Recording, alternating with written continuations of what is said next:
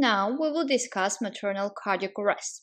Priorities for pregnant women in cardiac arrest include continuation of high-quality CPR with attention to good ventilation, lateral uterine displacement to relieve pressure on major vessels in the abdomen to help with blood flow, and rapid initiation of emergency medical services to direct care and early transport to the appropriate facility. It is crucial to provide high-quality CPR for a pregnant woman just as you would for any victim of cardiac arrest. Without CPR, the lives of both the mother and the baby are at risk. Follow these steps. First and second step is the same. First, safety. Second, responsiveness. And call for help. Find an AED or ask someone to find it for you. And notify the EMS of maternal arrest. No one changed the third step, which is assessment of the breathing and pulse.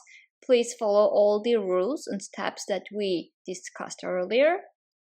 And if the victim is breathing normally and a pulse is felt, monitor the victim until emergency responders arrive.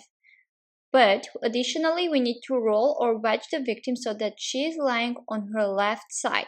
If the victim is not breathing normally, but a pulse is felt, of course, we should provide rescue breathing at a rate of 1 breath every 6 seconds or 10 breaths per minute.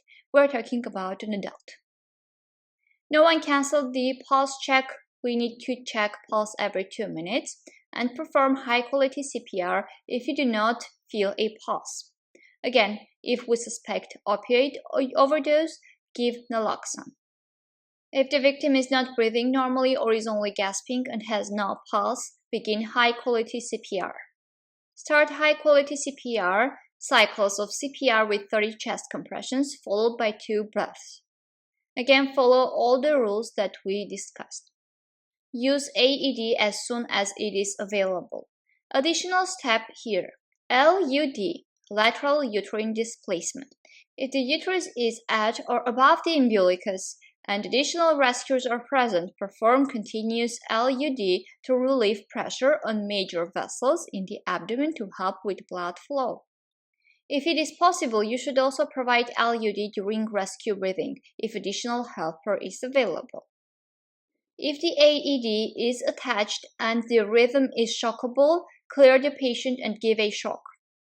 After giving one shock, resume CPR immediately until prompted by the AED to allow a rhythm check about every 2 minutes. Continue CPR and using the AED until more advanced life support providers take over or the victim begins to breathe, move, or otherwise react.